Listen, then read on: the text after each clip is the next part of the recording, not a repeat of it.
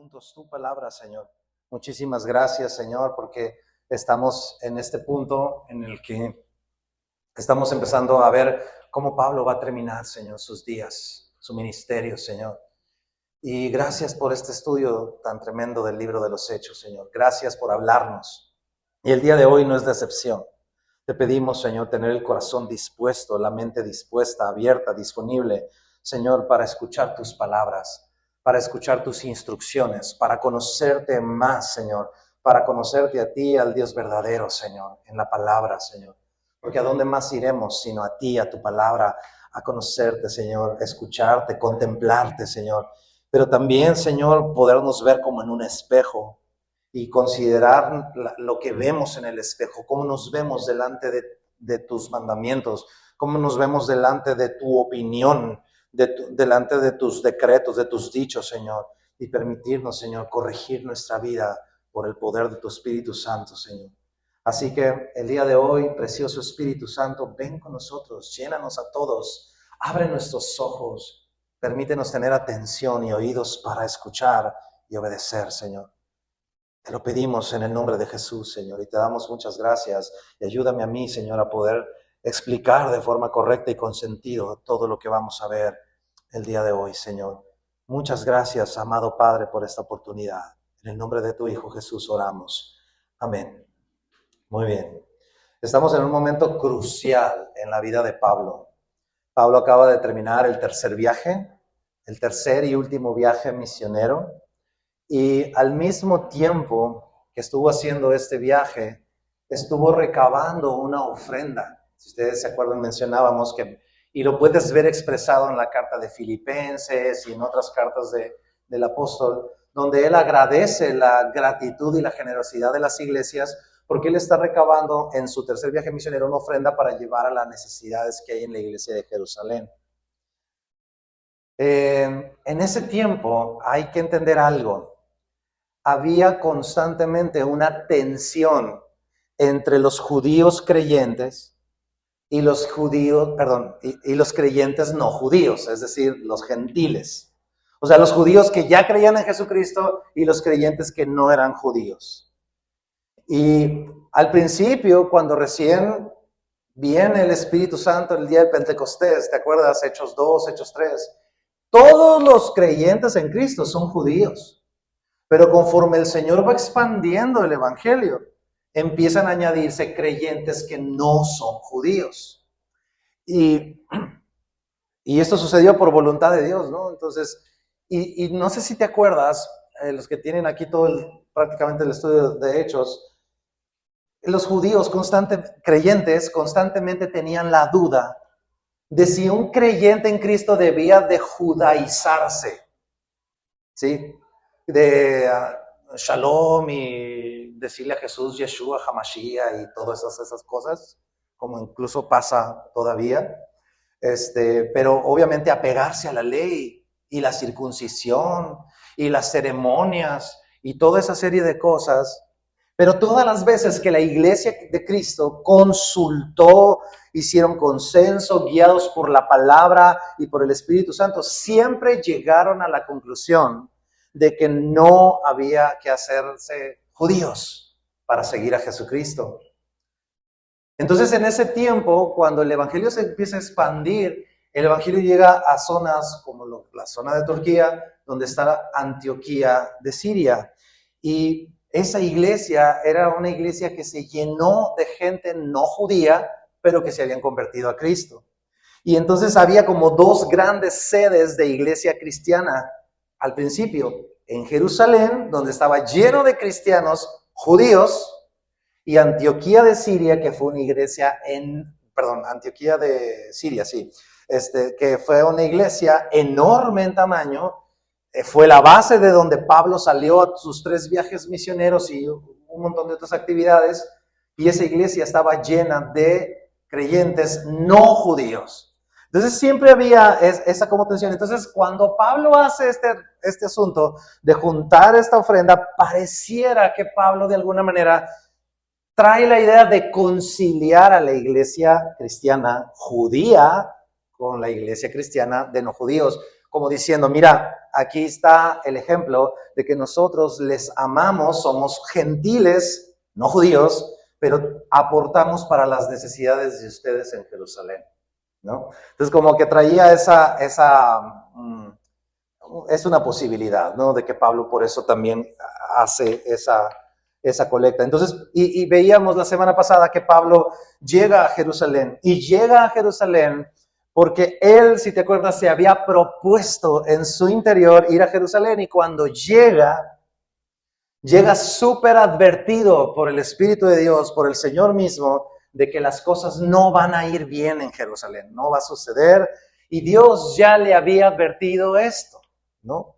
Y te acuerdas que mencionaba que hay ese debate entre saber si Pablo está siendo terco o necio en ir pese a las advertencias que Dios le está dando, o simple y sencillamente está yendo Pablo siguiendo la dirección del Señor, pero con la conciencia lista de que las cosas de manera anticipada, dicho por el Señor, no le va a ir bien. Entonces, ¿cuál será? Y decíamos, la Escritura plantea de repente señales de que sí, parece que Pablo está siendo terco, testarudo, pero después ves otros versos donde estás viendo que el Señor está respaldando eso.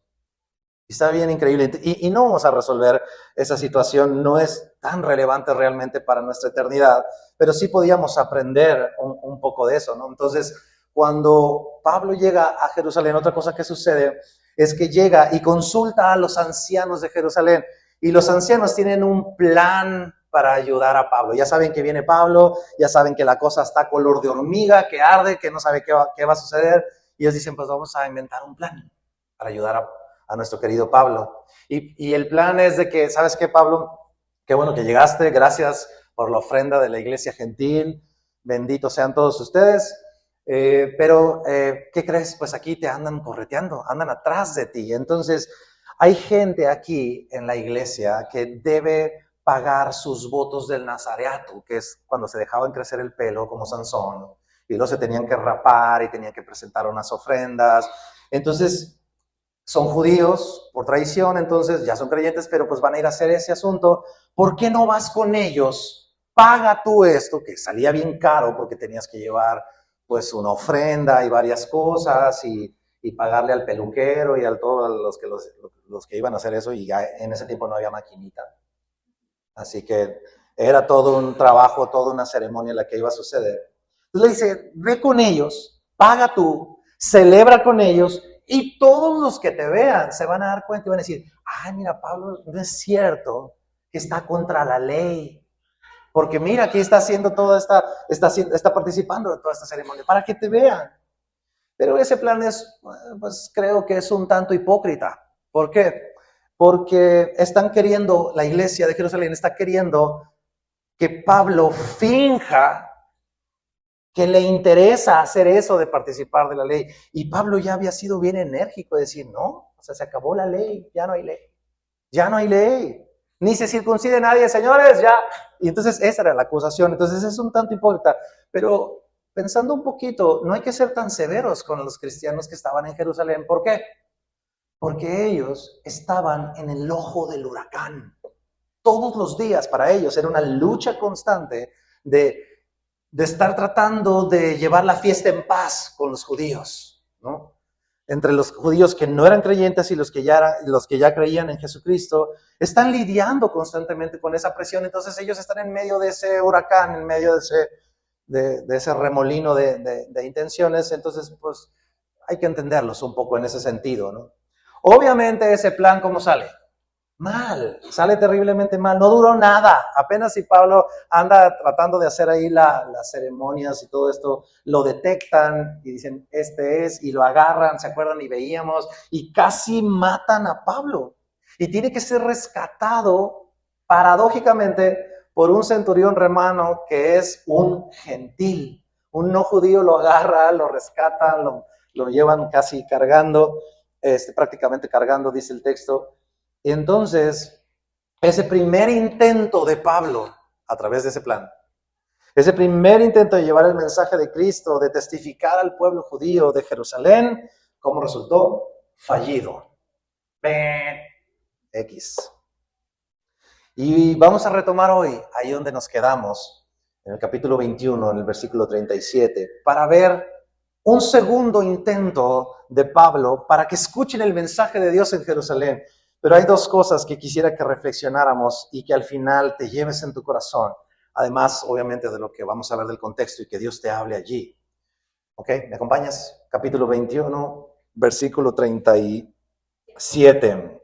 Contexto. Antes de empezar la lectura, para entender un poquito mejor, traigo una imagen ahí, ¿la puedes proyectar?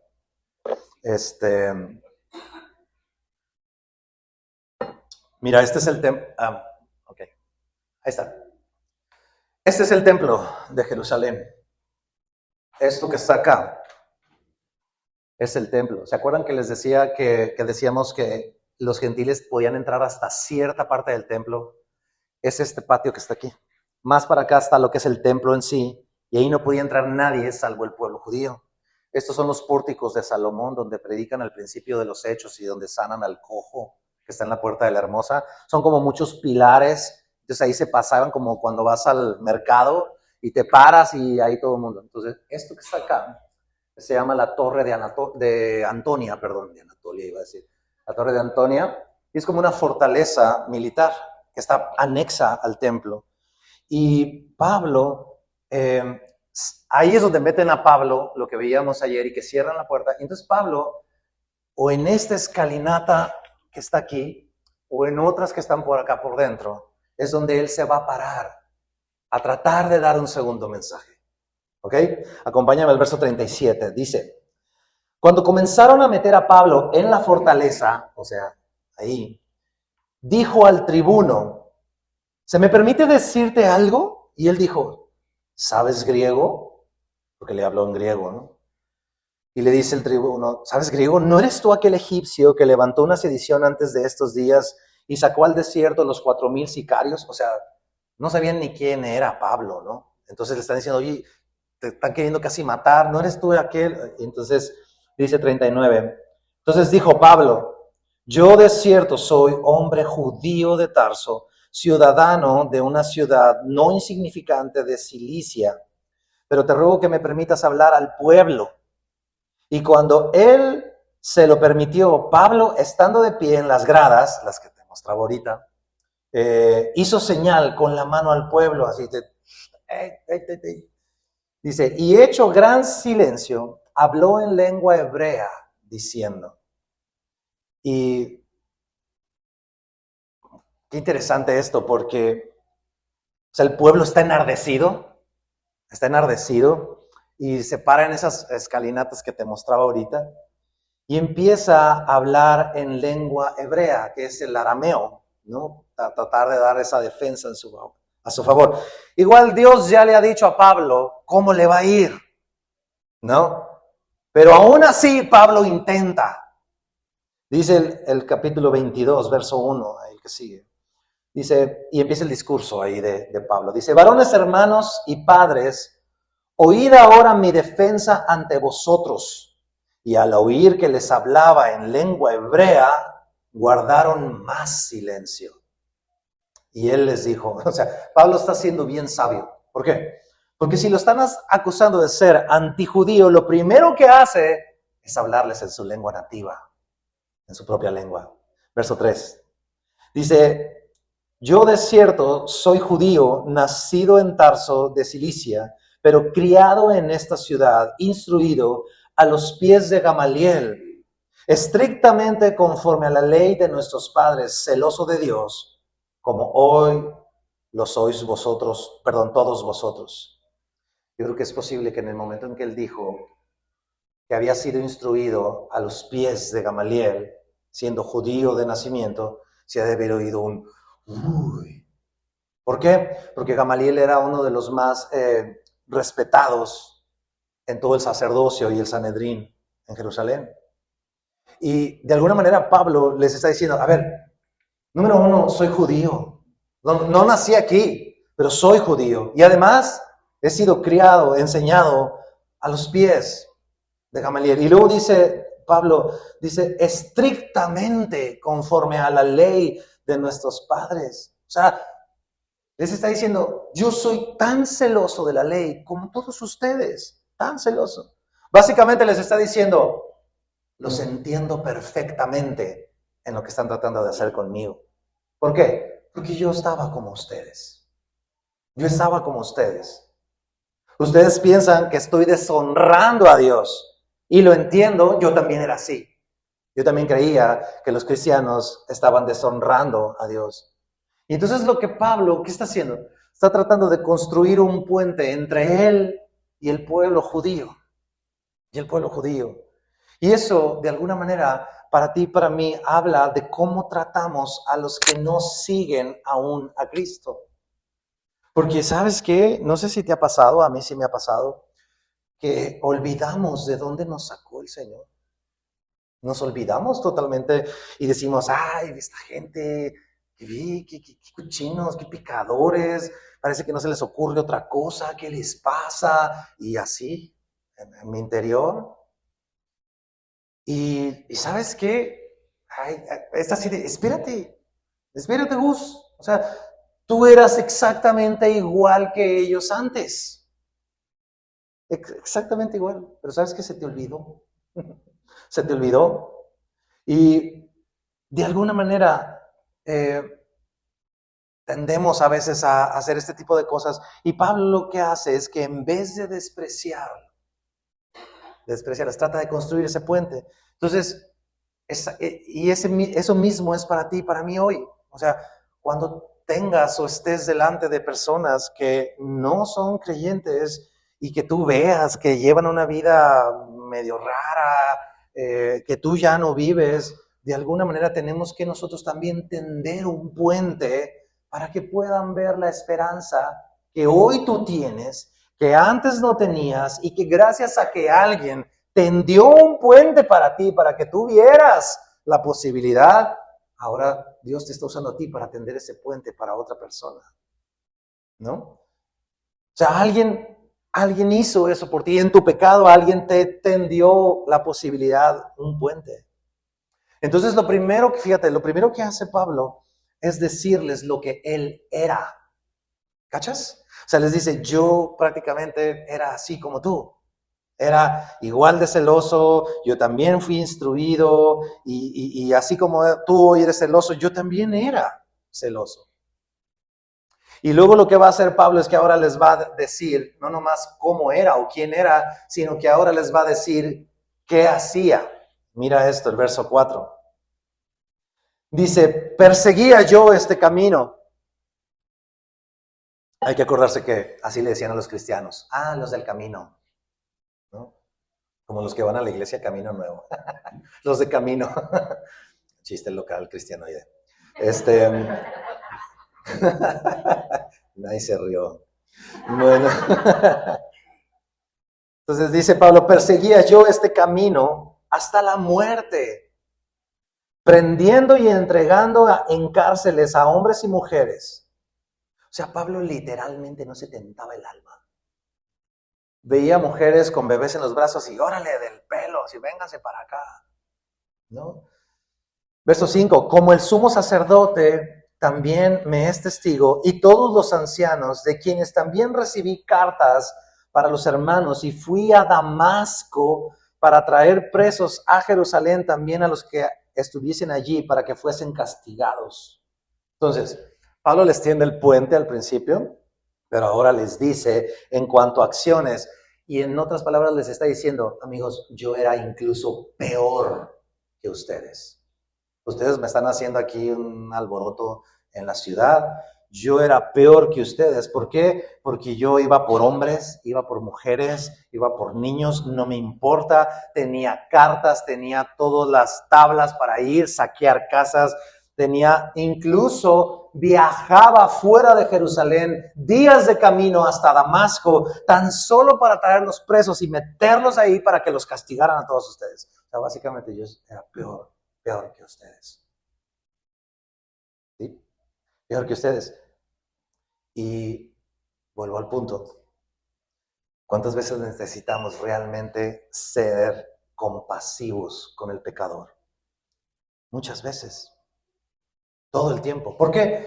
Porque el pecador no puede hacer nada por su pecado. Es esclavo del pecado. No puede dejar de hacer lo que hace. Si tú llegas con una persona que no conoce a Jesús y le dice, ánimo, deja tu vicio, ánimo, ya basta, cambia, haz otra cosa, ¿qué crees que va a pasar? Nada.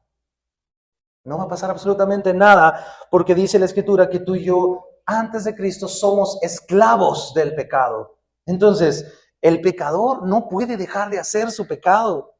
El borracho, la vecina chismosa, el compañero grosero, lujurioso, no pueden dejar de hacer eso porque son esclavos de eso. La diferencia entre esa persona que tú ves así y tú no es que somos nosotros mismos. La diferencia la hizo Cristo. La hizo Cristo. Y Él mismo te dio vida a ti. Y esa vida, así como te la dio a ti, también se la puede dar a ellos. Entonces, hay que tener en cuenta otra cosa. Pablo lo acaban casi de matar hace unos instantes atrás. ¿Cachas? O sea, casi en un instante previo lo acaban de matar. Entonces, Pablo está siendo realmente movido por la compasión del Señor en este sentido para con estos judíos que lo están escuchando. Y la verdad, tú y yo necesitamos una dosis de ese tipo de compasión, una dosis grande de compasión y de misericordia para mirar a las personas que están a nuestro alrededor. No es de que, ay, pobrecito, y yo qué fifí, qué nice, yo ya, todo bien yo. No, sino mirarlo a través del lente de la misericordia del Señor. Es decir, yo estaría igual o peor que él. Me impresionó mucho una vez que Yuri, la cantante Yuri ochentera, que no me oiga, pero cuando se convirtió a Cristo, pues se alejó un tiempo de los medios y un día le avisan y le dicen, ¿sabes qué? Está tu coreógrafo muriéndose de SIDA, está terminal ya en el hospital.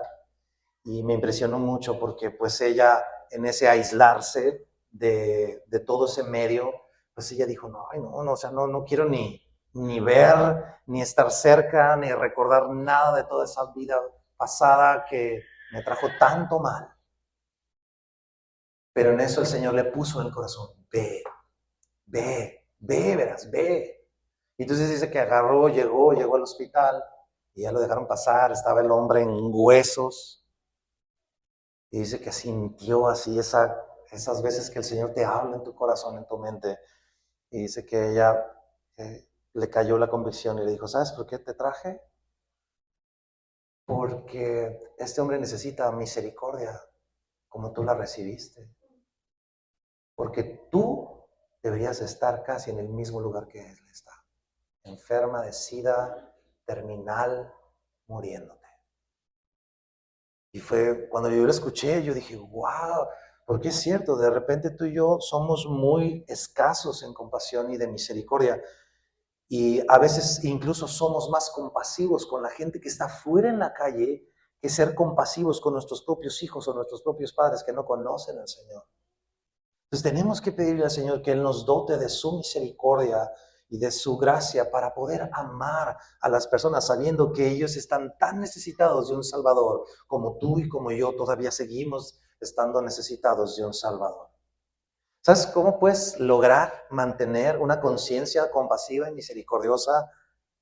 Número 1, haz memoria de dónde te sacó el Señor. Recuérdalo, haz memoria. Y ya que hagas memoria, bájale 100 rayitas a tu pedestal de santidad, que si no fuera por la gracia del Señor, tú y yo no estaríamos aquí. ¿Sí? Entonces, ¿sabes cómo compartes tu fe con sencillez? Así como Pablo. Y los chicos de 242 el miércoles van a ver exactamente este próximo miércoles, ahí por Zoom van a ver algo de esto. ¿Pero sabes cómo compartir tu fe con sencillez? Así como Pablo. 1, ¿qué hizo? Cuenta lo que eras antes. Yo era así, y así, y así, y así, y así. Número 2, cuenta lo que hacías. Pero yo te recomiendo algo, no te claves ahí. Porque no es tan importante, es ¿Es bueno mencionarlo? Sí, pero no es tan importante, porque lo que es más importante es más bien lo que Cristo hizo por ti en medio de tu lodazal, ¿no? Porque luego decimos tanto del pasado que terminamos antojando o terminamos dando lástima. No, es que yo antes me tomaba una cerveza y casi te das así. No, pues no. O si no, terminamos dando lástima como diciendo, ay, es que fíjate, yo antes tenía una vida y me iba muy bien, estaba en el trabajo, pero pues luego llegué a Cristo, pues no, o sea, terminas dando lástima, ¿no? ¿Sabes cómo sirve? Como dice Pablo, pero Dios hizo esto o hizo aquello, pero Dios me tocó en ese momento y lo que viví me llevó a Cristo. Esa es la parte importante, la conversión. Y Pablo tiene esto en mente al estar mencionando esto. Yo era así y hacía esto, era celosísimo como tú y era peor que tú porque yo perseguía y hacía esto. Pero, mira el verso 6, dice, ¿cómo comienza? ¿Qué palabra comienza el verso 6? Pero aconteció que yendo yo al llegar a Damasco, como a mediodía, de repente me rodeó mucha luz del cielo. Híjola, ¿qué podrá ser más brillante que el sol de Sonora a las 12 del mediodía? Pues Jesucristo, o sea, imagínate la luz. Verso 7, y caía al suelo, ahí es donde se cayó del caballo. Es cierto, la Biblia no dice, ¿a alguien se le ocurrió un día decir que se cayó de un caballo? Y desde entonces Pablo cabalga en las historias. Pero la Biblia no dice que sea fuera a caballo, ¿no? A lo mejor por su estatus como parte del Sanedrín, era quizá pertinente que anduviera en caballo, pero no sabemos. Tú ponle el caballo si quieres, no importa. Dice, y oí una voz que me decía, Saulo, Saulo, ¿por qué me persigues? Yo entonces respondí, ¿quién eres, Señor? Y me dijo, yo soy Jesús de Nazaret, a quien tú persigues. Híjola, qué fea situación del pobre Saulo, Pablo, en este punto. ¿Por qué? Porque número uno, él piensa que Jesús está muerto, a empezar. Dos, no solamente piensa que está muerto, sino que es maldito, porque la ley de Moisés dice, maldito aquel que es colgado de un madero. Entonces, muerto y maldito. Y número tres, él piensa que está haciendo lo correcto. Pobre hombre. Pobre hombre. Pues ¿sabes qué? A veces estamos igual o peor tú y yo. Creyendo que hacemos las cosas bien y en realidad no las hacíamos. Estábamos errando en el camino. Y Pablo se estrella con Cristo. Se estrella con Cristo. ¿Qué onda, Saulo? ¿Qué hubo? Y le dice justo en esos 3 puntos. Número 1, yo soy Jesús, estoy vivo. Tú pensabas que estaba muerto, estoy vivo. Número 2, está no solo viendo a Jesús vivo, sino que no es maldito, sino que está oyendo la voz de Cristo glorificado en el cielo a la diestra del Padre. ¡Wow! Y la número 3, se da cuenta que pese a que él piensa que está haciendo lo correcto, no está haciendo lo correcto, porque le está diciendo, me estás persiguiendo. Me estás persiguiendo. O sea, estás completamente perdido de rumbo.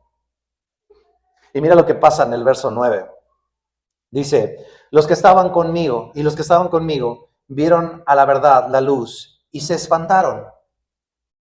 Pero no entendieron la voz del que hablaba conmigo. Y dije, ¿qué haré, Señor?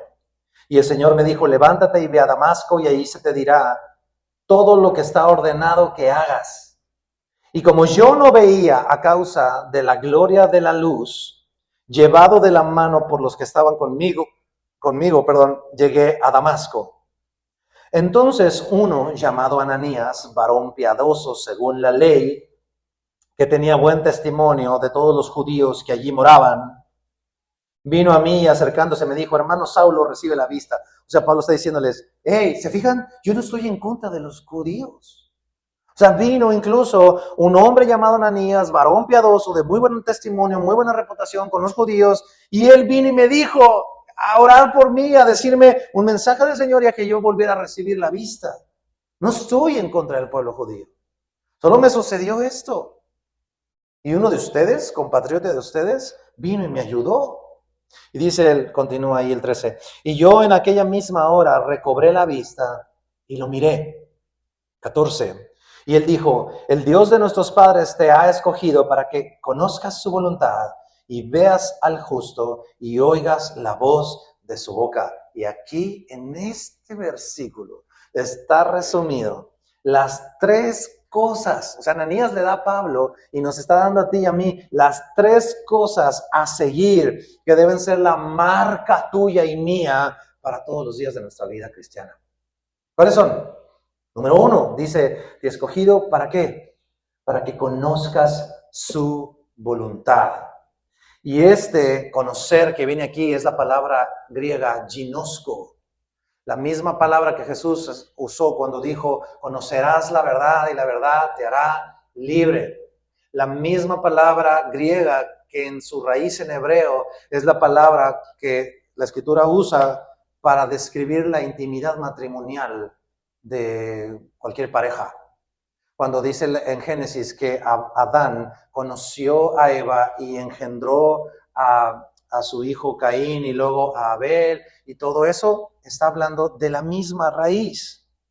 ¿Y qué significa esto? Pues ya hace tiempo les decía esta referencia, es como cuando tú lees libros acerca de sexualidad, pues puedes leer un montonal de cosas, pero no tiene nada que ver hasta que tú lo vives en carne propia. Entonces, cuando Jesús está, y la palabra aquí, Pablo y Ananías diciéndole a Pablo, te ha escogido el Señor para que conozcas su voluntad, es para que tengas un encuentro personal con Cristo, porque es exactamente igual. Te pueden contar 1,000,000 cosas acerca de Jesús, pero cuando te estrellas con Jesús, cuando tienes un encuentro personal con Cristo y te empiezas a relacionar con su voluntad diariamente, ahora estamos hablando. Ahora estamos hablando en serio. Y para eso nos ha escogido el Señor, para que conozcamos su voluntad. Número 2, dice, y le dice a Ananías, para que veas al justo. ¿Y qué es eso de ver al justo? Es poner la vista en el justo. ¿Y quién es el justo? Nuestro Señor Jesucristo.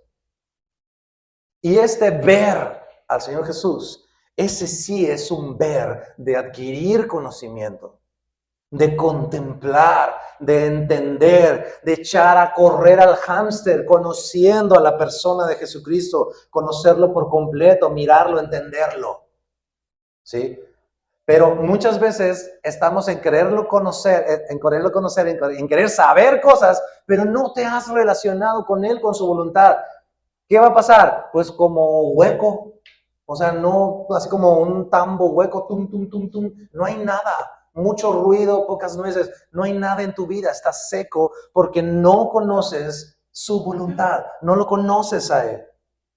Pero por otro lado, si tú conoces al Señor, tienes que avanzar a conocerlo como es, por vista, contemplarlo y entenderlo a la luz del texto de la palabra de Dios.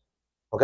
Y la número 3 dice, para que conozcas su voluntad y veas al justo. Y número 3, y oigas la voz de su boca. Ese oír la voz de su boca es oír sus palabras.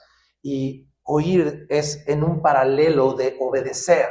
Cuando Dios dice, escucha mis palabras, pues no es que lo oigas, es que escuchas y obedeces. Estamos. Entonces, el Señor en su voluntad nos ha escogido para obedecer las palabras de su boca. ¿Sí? Ahora, ¿cómo vas a obedecer si no conoces al justo? No sabes lo que está escrito acerca de él y cómo se describe y se presenta a sí mismo y lo que espera de ti y de mí. ¿Cómo lo vamos a obedecer? Pues no se puede. ¿Y cómo vas a conocer al justo y leer acerca de él si no te relacionas con él a través de su voluntad? O sea, te va a aparecer info X a la n potencia, al cubo, así.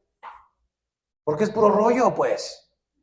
Es como cuando vives una vida religiosa, pero realmente no conoces al Señor.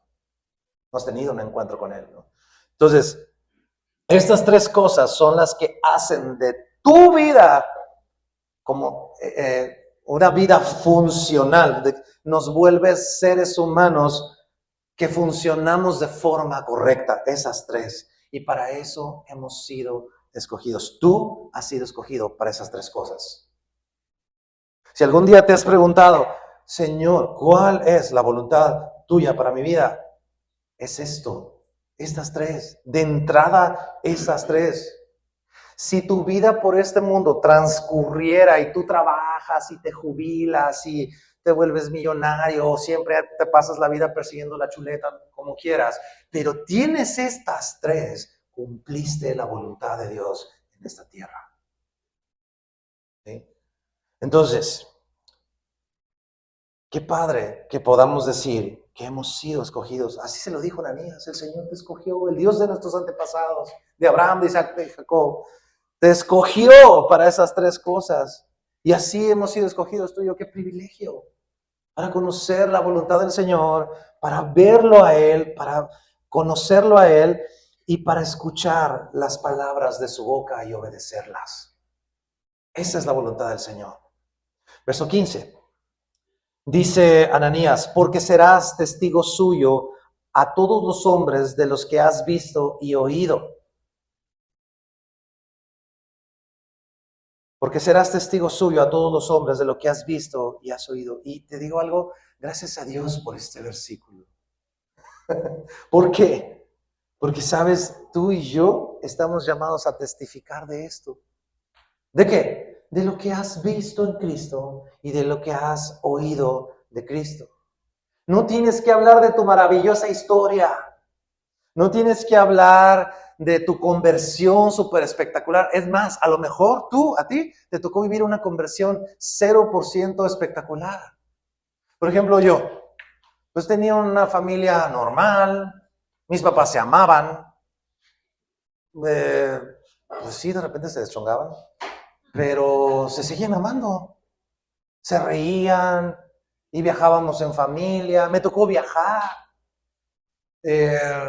Lleve una educación promedio, o sea, todo en general pudiéramos pensar que estaba bien. No como otros testimonios de yo estaba hundido en la miseria, era un homeless y un día vi la luz de Cristo y me llevaron a una regadera y me dieron ropa y conocí el evangelio y Dios restauró mi vida y ahora fui libre de las drogas y, o sea, nada que ver. Pero ¿sabes? Tal vez tu testimonio no es tan guau para otros, ¿sí?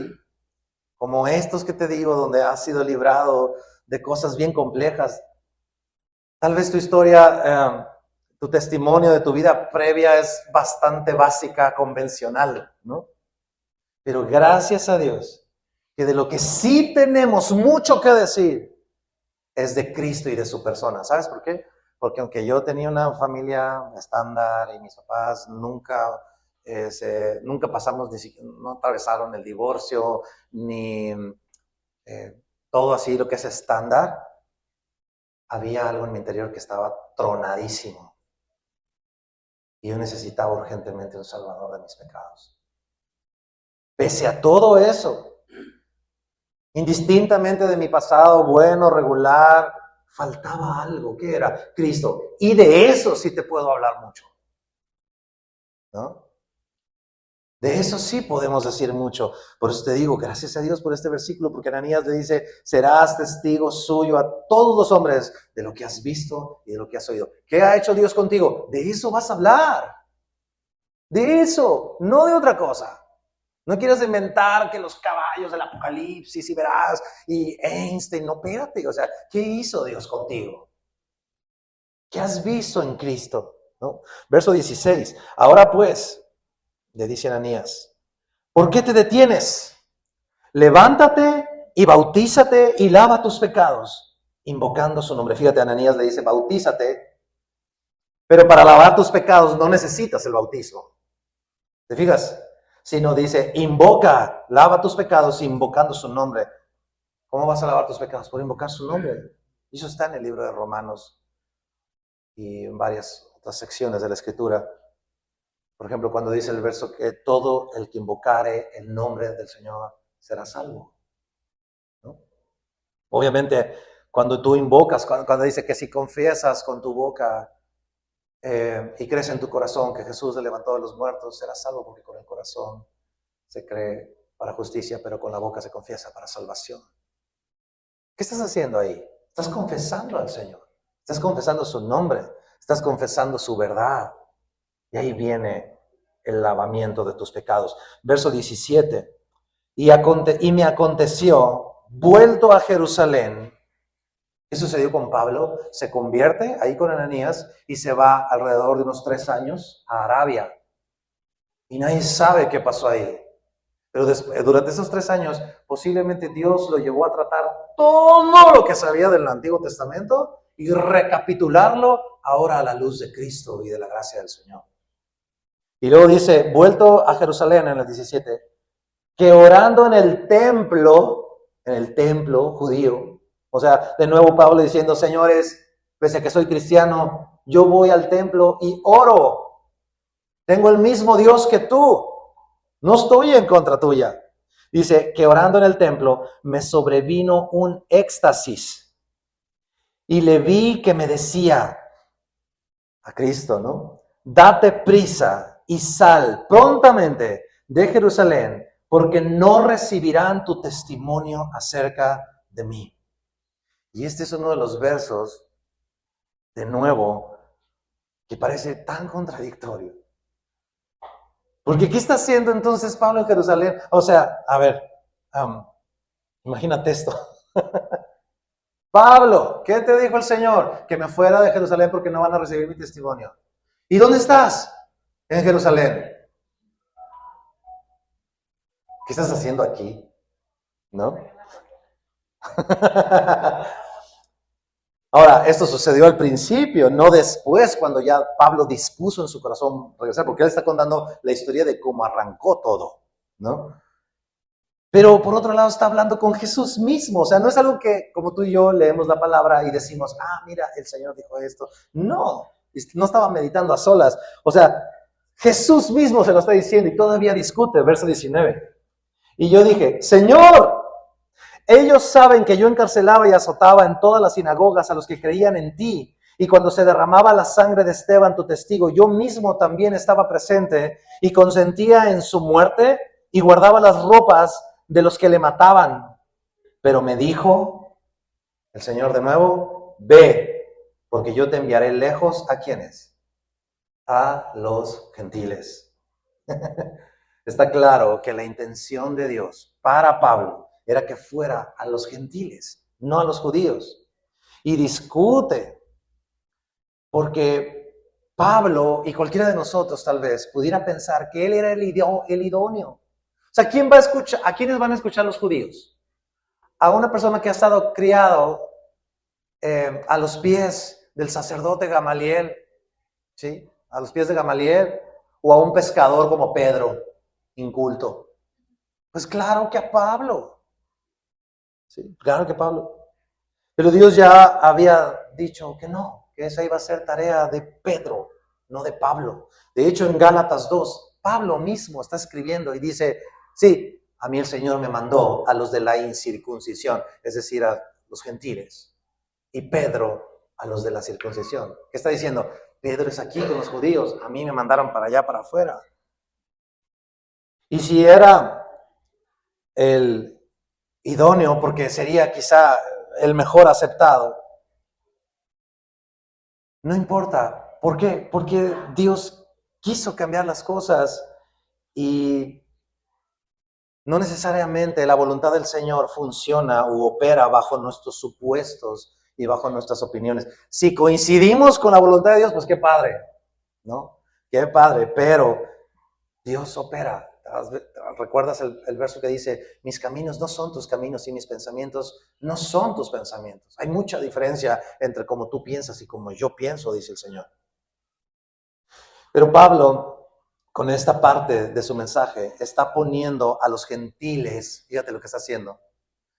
Dios me dijo, ve para allá. ¿Qué está haciendo?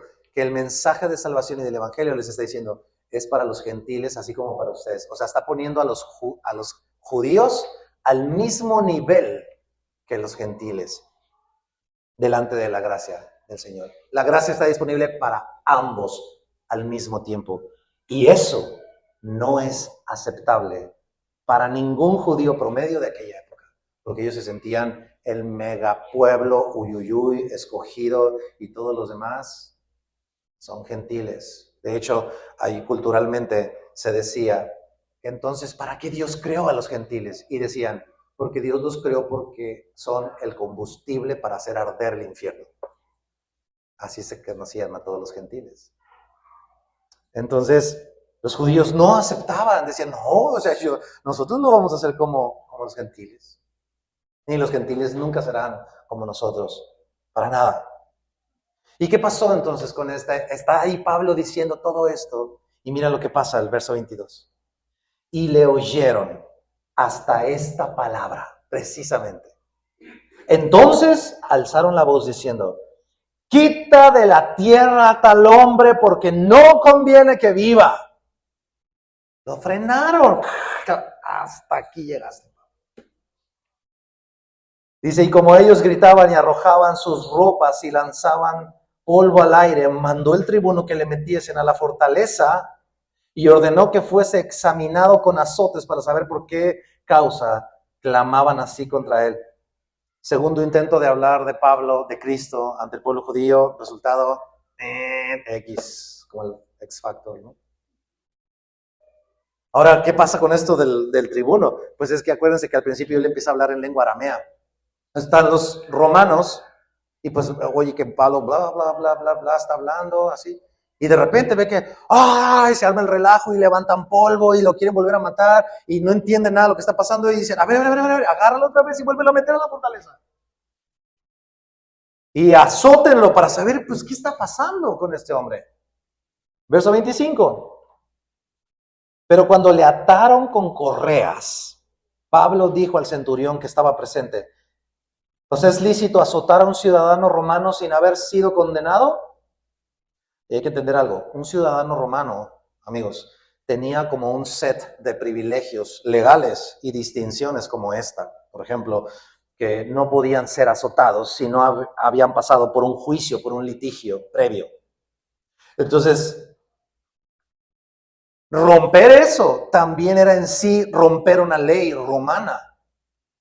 Entonces, mira cómo reaccionan las personas que lo estaban amarrando para azotarlo. Verso 26 dice, cuando el centurión oyó esto, fue y dio aviso al tribuno diciendo, ¿qué vas a hacer? Qué chistoso, ¿no? Son muy buenos, son así fuertotes así, pero cuando se trata de la ley romana, no, pues tú ahí, no sé, ¿qué vas a hacer tú? Porque este hombre dice es ciudadano romano. Obviamente era un delito. Romper esa ley en sí misma era un delito. Verso 27, vino el tribuno y le dijo, dime, ¿eres tú ciudadano romano? Él dijo, sí.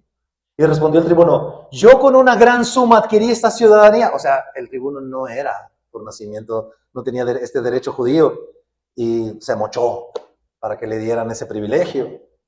Entonces Pablo dijo, pues sí, pero yo lo soy de nacimiento. ¿Ya? Así que, dice el 29, luego se apartaron de él los que le iban a dar tormento, y aún el tribuno, al saber que era ciudadano romano, también tuvo temor por haberle atado. O sea, apenas le iban a dar unos palazos ahí, unos azotes, unos latigazos.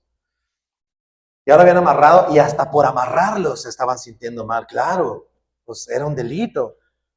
Verso 30, al día siguiente, queriendo saber de cierto la causa por la cual le acusaban los judíos, le soltó de las cadenas y mandó venir a los principales sacerdotes y a todo el concilio, y sacando a Pablo, le presentó ante ellos. Y ahí va a venir el tercer intento de Pablo por dar razón de su fe delante del Sanedrín y las autoridades de los principales sacerdotes. Pero eso lo vamos a ver la otra semana. Ahora, déjame concluir los 2 puntos que te mencionaba al principio. Número 1, el llamado que Dios hace a Pablo es el mismo llamado que tienes tú y que tenemos yo. ¿Cuál es? Conocer su voluntad, ¿no? Conocer al justo, escuchar y obedecer sus palabras. Esas 3 cosas. Y fíjate algo que sucede. Pablo está aquí en Jerusalén. Ahí en esa situación está por haber escuchado a los ancianos de la iglesia. Entonces, ¿qué onda? ¿Vamos a escuchar a los ancianos de la iglesia o no? Mira, no es malo, y lo vuelvo a enfatizar, el domingo pasado lo mencioné de pasadita, no es malo escuchar a los ancianos de la iglesia, a otros creyentes maduros en su consejo bíblico, pero debemos tomar siempre lo bueno y desechar lo malo. Los ancianos de la iglesia, por más ancianos, somos humanos, como tú y como yo. Desde ahorita te digo, mi palabra aquí en Semilla como pastor no es ley.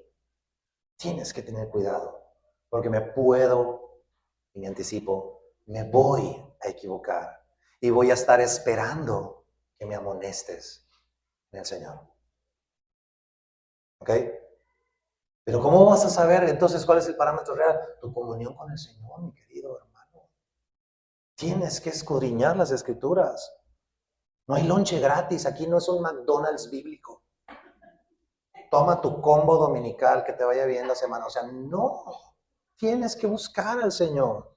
Sí, porque a veces tratamos las iglesias como si fueran McDonald's. Ay, me voy allá porque allá hay cajita feliz. Y, o sea, no es así. Tú tienes que buscar al Señor y hacer comunidad donde puedas florecer en el Evangelio.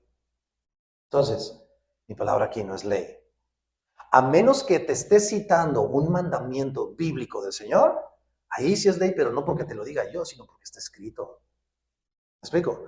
Entonces, como iglesia de Cristo en general, así vayas y le pidas consejo al pastor amigo tuyo de hace décadas, nos vamos a equivocar, no es garantía. Por eso tú debes, como te digo, consultar su palabra.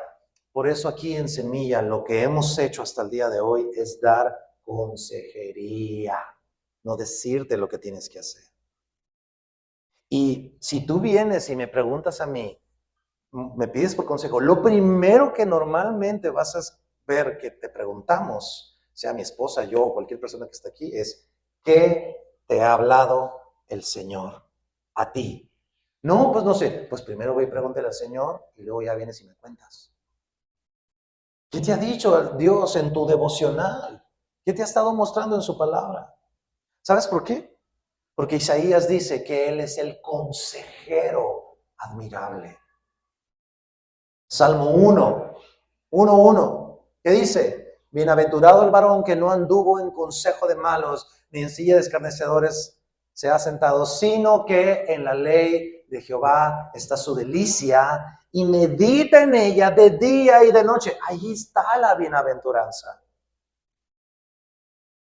Y cuando dice bienaventurado el varón, el ser humano en general, que no anduvo en consejo de malos, cuando dice malo, pues no es un malote, no es el malamén. O sea, no es el sicario, no es el asesino, no, sino todo hombre. ¿Cómo que todo hombre? Sí, porque no hay justo ni aún uno, dice Romanos, no hay nadie que haga lo bueno, o sea, todos somos malos. Entonces, bienaventurado el varón que no anduvo en consejo de malos, en consejo de hombres. En la ley de Jehová debe estar nuestra delicia. ¿Y qué crees? El Salmo 1 continúa diciendo, será como árbol plantado junto a las corrientes de las aguas que da su fruto en su tiempo y su hoja no cae. Hay fruto de buscar el consejo en la palabra del Señor, ahí en esa delicia, en esa meditación de día y de noche, ahí hay fruto. Y el fruto, queridos amigos, toma tiempo. Planta una vid, de aquí a que crezca, que brote, no sé si qué tanto tiempo, no soy agricultor, pero pasan meses, no sé si hasta años.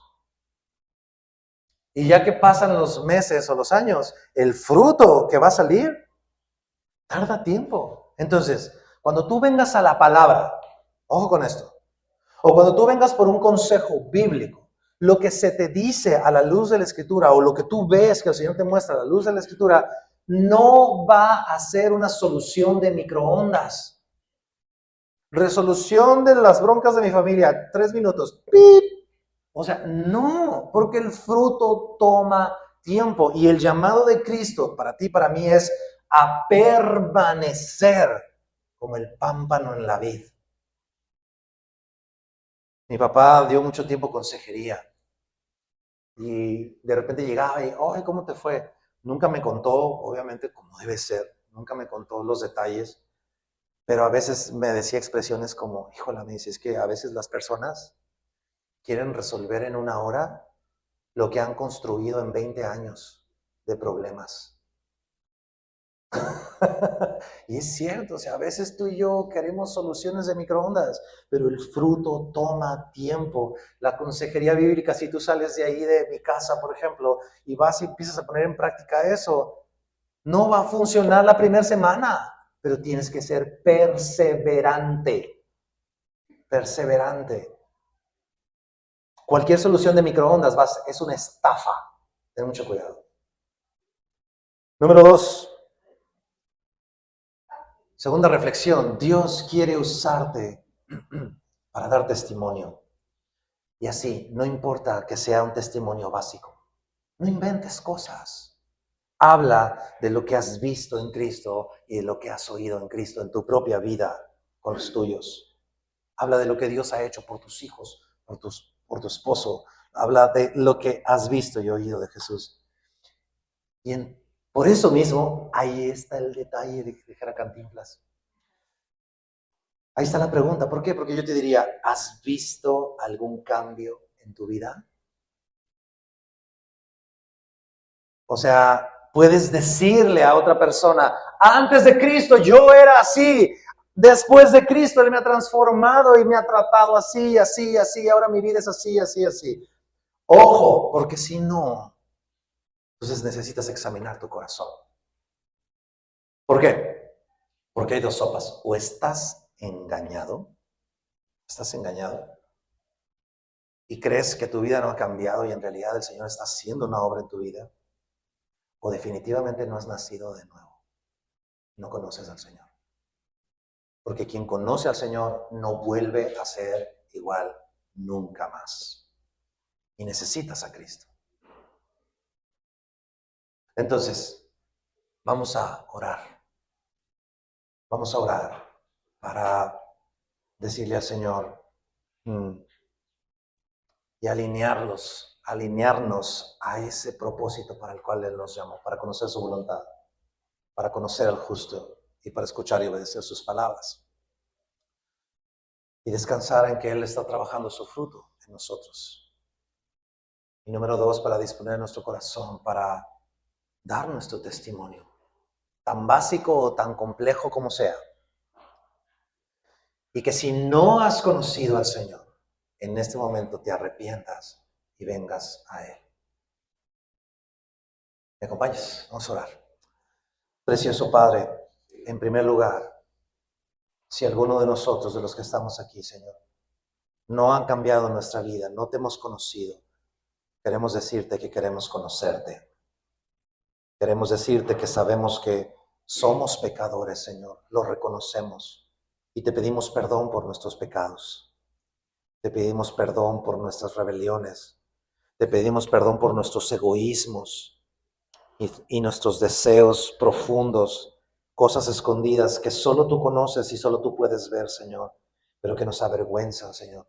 Y queremos entregarte todo esto y pedirte que laves nuestra vida y que nos des una nueva vida, que me des una nueva vida, Señor, en ti, para caminar en tus caminos y que mi vida sea transformada, así como se mencionaba ahorita, Señor.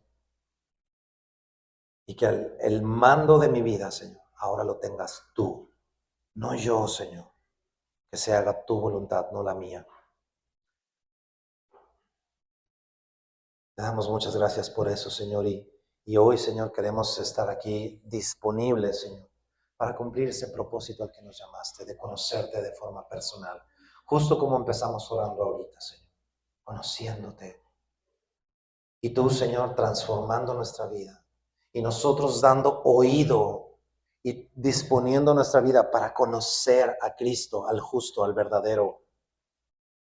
Señor, ayúdanos a ser perseverantes en esa búsqueda tuya, en ese conocerte, en ese mirar al justo, Señor, a través de tu palabra, Señor.